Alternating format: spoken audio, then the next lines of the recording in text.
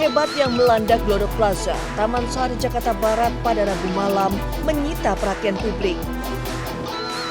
Insiden mengerikan yang merenggut korban jiwa dan meninggalkan cerita perjuangan para korban yang terjebak dalam gedung yang terbakar menjadi salah satu musibah kebakaran besar di Jakarta yang terjadi di awal tahun 2025. Sementara itu, hingga kini penyebab kebakaran masih diselidiki. Diketahui sepanjang tahun 2024, sebanyak 1.888 kebakaran terjadi di Jakarta. Di antaranya di Jakarta Selatan 491 kejadian, Jakarta Barat 465 kejadian, Jakarta Timur 427 kejadian, Jakarta Utara 268 kejadian, dan Jakarta Pusat 237 kejadian. Dari jumlah tersebut, kebakaran paling banyak disebabkan oleh korsleting listrik, yakni 1.148 kejadian. Penyebab lainnya, yakni ledakan tabung gas, kebakaran sampah, puntung rokok, dan lain sebagainya. Agar terhindar dari bahaya kebakaran, ada sejumlah hal yang dapat kita lakukan. Di antaranya, matikan alat-alat listrik dan cabut colokan listrik ketika sudah tidak digunakan. Jangan meninggalkan sumber panas seperti kompor, lilin, setrika, dan lain sebagainya menyala tanpa pengawasan. 3. Jauhkan korek api dan benda mudah terbakar dari jangkauan anak-anak. 4. Hindari menggunakan stop kontak yang bertumpuk-tumpuk. Hindari mengisi daya handphone saat tidur. Cara mencegah dan menanggulangi kebakaran tentunya penting untuk diketahui agar kita bisa meminimalisir kebakaran dan dampak yang ditimbulkan.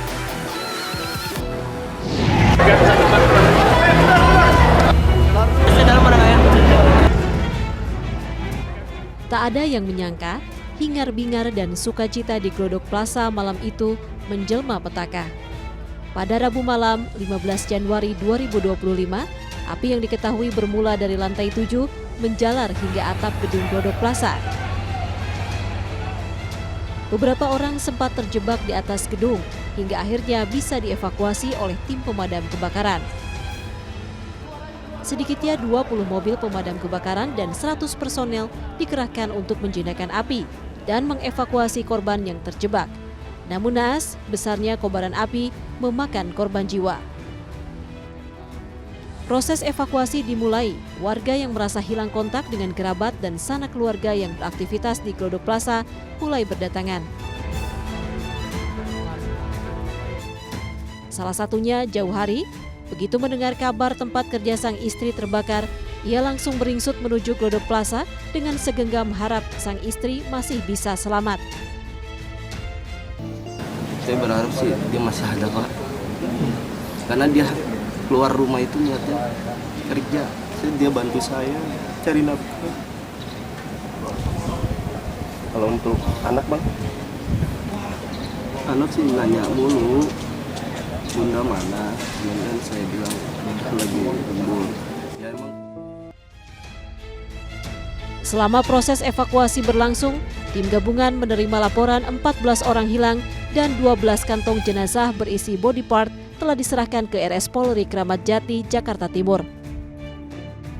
Evakuasi hingga proses identifikasi masih berjalan.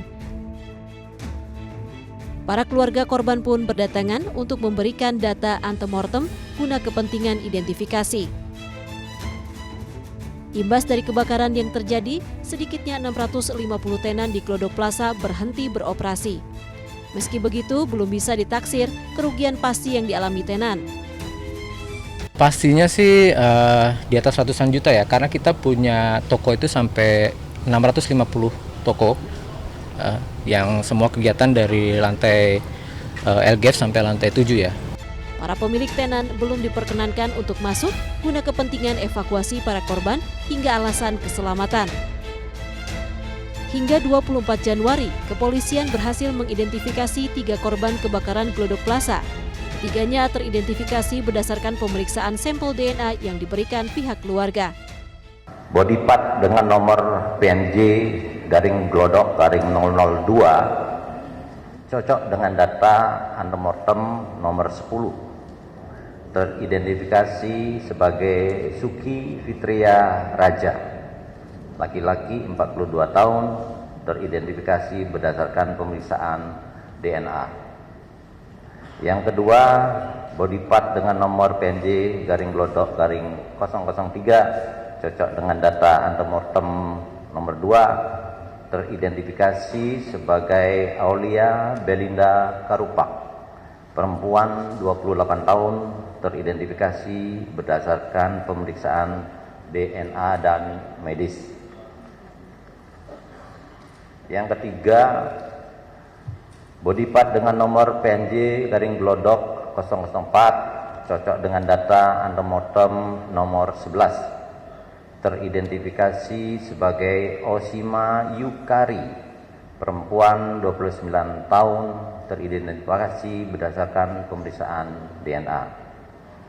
Jadi ada 3, Bapak Ibu sekalian. Untuk sementara ada 8 kantong body part yang masih memerlukan pendalaman. Kami mohon dukungan, doa Bapak Ibu semua, masyarakat, dan kami juga memohonkan keluarga yang merasa kehilangan bersabar, karena kami akan melaksanakan kembali pendalaman terhadap yang belum ditemukan ini. Sementara itu, hingga kini polisi belum dapat melakukan olah TKP di lokasi kebakaran Glodok Plaza karena masih banyak material kebakaran yang menumpuk di lokasi. Setiap hari hingga kemarin sore, tim gabungan dari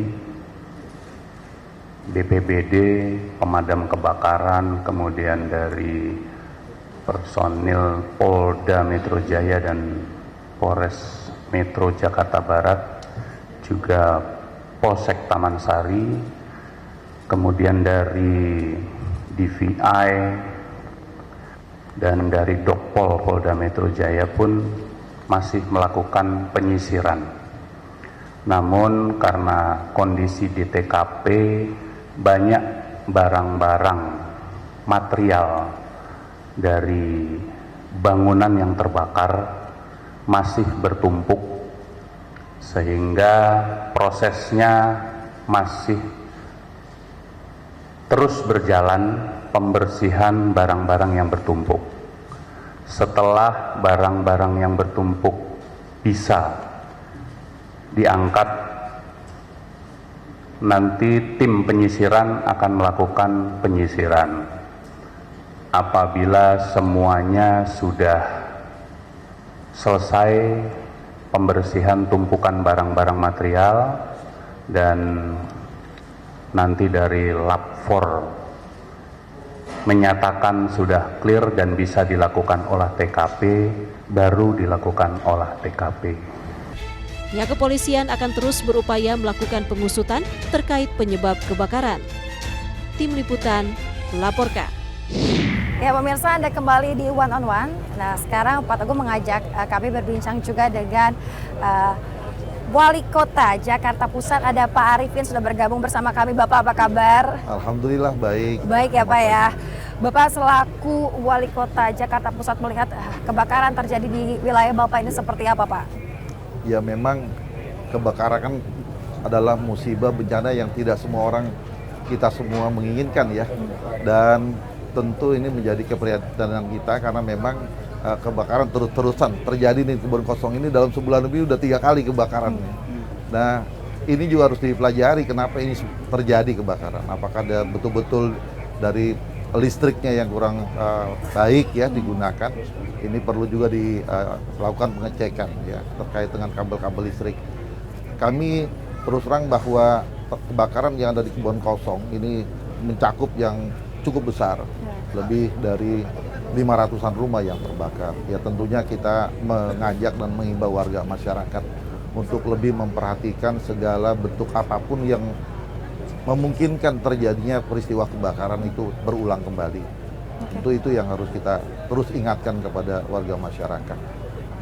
Itu kan imbauan Bapak kepada masyarakat gitu, khususnya warga Jakarta Pusat. Tapi Bapak ada nggak Pak hal-hal yang disampaikan oleh masyarakat kepada Bapak selaku pemimpin begitu ya untuk daerahnya sendiri terkait apa saja keinginan masyarakat agar tentunya kebakaran seperti ini tidak terjadi kembali, Pak? Ya, sebenarnya warga masyarakat itu keinginannya sih banyak. Mintanya sesuatu sama pemerintah masih banyak. Ya, tentu kita juga punya batasan yang bisa kita berikan. Seperti yang terjadi saat ini ketika mereka terkena musibah kebakaran, ya pemerintah provinsi selalu hadir bersama mereka, menyiapkan tenda-tenda pengungsian, menyiapkan natura makan minum mereka, menyiapkan segala kebutuhan sarana air, ya MCK dan lain sebagainya, termasuk juga pakaian mereka, selimut dan lain sebagainya. Anak-anak sekolah diperhatikan, kesehatan diperhatikan, bahkan juga terkait dengan semua dokumentasi yang berkaitan dengan kependudukan, dokumen mereka itu juga langsung kita layani ya. Semua ini tentu kita berharap lagi bahwa khususnya yang ada di Kemayoran ini, karena memang ini adalah warga kami, statusnya juga warganya adalah warga ber-KTP DKI, ya kita menghimbau agar tentu sama-sama kita menjaga lingkungan kita, khususnya yang setelah terdampak ini, apakah mereka ini setelah terjadi kebakaran ini harapannya ya kepada kita, pengennya mereka kan ingin kembali lagi ke tempatnya gitu ya, kembali lagi ke tempatnya. Jadi kemarin Ya, saya juga seperti sempat itu. bincang-bincang dengan mereka ya, baik apakah RW, RT, LMK dan juga warga. Mereka memang banyak yang berharap bisa kembali ke tempat awal, tapi itu kan tidak bisa kami membuat suatu keputusan karena itu lokasinya sendiri adalah bukan aset dari pemerintah provinsi. Tapi kami akan terus melakukan himbauan bersama seluruh pihak terkait, pemerintah provinsi menghimbau kiranya bisa direlokasi karena ini kan namanya pengungsian sementara. Ada waktunya. Tadi saya bilang waktunya sebenarnya adalah 7, bisa ditambah 7, bisa lagi ditambah 3, artinya 17 hari. Nah, setelah itu kami sebenarnya tawarkan, mari ayo kita relokasi ke rusun-rusun yang dimiliki oleh pemerintah Provinsi DKI Jakarta. Ada beberapa rusun yang mungkin bisa digunakan. Ini kami masih terus bersama dengan pihak-pihak termasuk wali kota dengan jajaran melakukan himbauan kepada warga.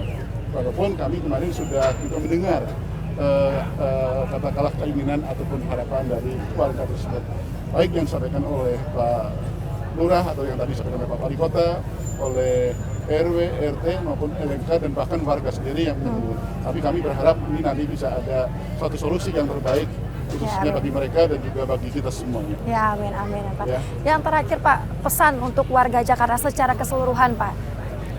Pastinya kita tidak ingin musibah kebakaran ini berulang-ulang. Oleh karena itu untuk yang wilayah-wilayah pemukiman warga, tolong gitu ya, betul-betul mari kita sama-sama cek dan cek lagi terkait yang selama ini sering menjadi penyebab kebakaran. Misalnya adalah arus pendek. Cek juga bagaimana ini saluran listrik. Kadang-kadang kan semerawut, sudah tua dan sebagainya. Ada juga yang untuk pemukiman sering adalah karena kompor atau tabung gas tertentu yang mungkin yang karena kurang pemeliharaan. Ayo terkait masalah kompor, dapur dan sebagainya. Tapi juga ya ada terkait masalah human error-nya. Nah ini kemudian bagaimana warga itu juga sadar kalau terkait hal tersebut. Untuk yang terkait dengan kebakaran yang di gedung-gedung, tadi Pak Kadis Mulkarman sudah menyampaikan kan, ada berbagai mitigasi yang harus kita lakukan dan itu tidak bisa hanya dilakukan oleh pemerintah provinsi saja, tapi dengan stakeholder lain, utama juga adalah para pemilik gedung tersebut. Terima kasih. Berarti kerjasama dari seluruh pihak ya Pak ya? Pastinya ada sinergi kolaborasi bersama yang sudah dilakukan. Iya, kita berharap memang kebakaran seperti ini tidak terulang kembali untuk wilayah Jakarta Pak ya? Kami berupaya lah, berbagai hal kami akan lakukan untuk bisa membantu masyarakat. Tadi sudah disampaikan, bahkan gunanya di sini juga hadir juga Kepala Dinas Dukcapil, bagaimana warga masyarakat yang kehilangan KTP, dokumen-dokumen kependudukan lainnya juga bisa kita bantu. Pemirsa, saya sudah bersama dengan Kepala Dinas Dukcapil Provinsi Jakarta, Bapak Budi Awaludin. Pak Budi, apa kabar Pak? Baik, Pak. Ya, baik Pak Budi, ini tentunya kebakaran menghanguskan harta benda termasuk surat-surat berharga para warga yang ada di Kemayoran ini, Pak. Lantas berapa Pak jumlah mereka yang mengajukan untuk membuat pembuatan ulang, baik itu KTP, KK, dan lain sebagainya? Ya, jadi memang Mbak, kita protap kita jika ada kebakaran atau bencana banjir, ya kita langsung Mabes 1 melakukan buka posko di lokasi kebakaran. Ya, di lokasi kebakaran kita buka posko. Nah, biasanya itu kalau orang hilang KTP, kita harus ke polisian. Kita enggak, pokoknya mereka langsung datang ke posko, ya membawa diri mereka, bilang Pak, KTP saya hilang, akta saya hilang, tidak, langsung kita cari. Dan langsung kita cetakkan hari itu juga. Hari itu juga. Ya, jumlahnya itu yang saat ini hingga kemarin ya, sore totalnya 519 dokumen yang kita sudah cetakkan. Terdiri apa saja nih? Ya, ada KTP 269 yang sudah kita cetak. Ya, ada KTP warga ada 88, KIA dan kartu identitas anak ada 77 dan akte kelahiran hilang ada 85 yang kita cetakkan. Berarti benar-benar warga yang memang tinggal di situ yang terdampak kebakaran yang boleh mengajukan pembuatan KTP ulang? Iya, jadi langsung kita satu-satu kita cetakkan, nggak ada proses lagi untuk polisian kan. Jadi langsung mereka datang, kita cetakkan, kita bawa alat-alat langsung ke posko, ya persis kayak di kelurahan, dan kita masukkan. Untuk mempermudah warga juga ya, Pak ya? Mempermudah warga, agar warga langsung bisa mendapatkan dokumen kependudukannya hari ini. Ya, baik Pak Budi. Terus memang untuk tahapan itu juga diberlakukan tidak hanya di sini tapi di semua wilayah di Jakarta. Iya, protap kita. Ya, jika ada bencana, baik itu kebakaran, ya dan juga banjir, kita langsung Mabes 1 protapnya langsung dilakukan. Baik, terima kasih banyak Pak Budi telah bergabung bersama kami di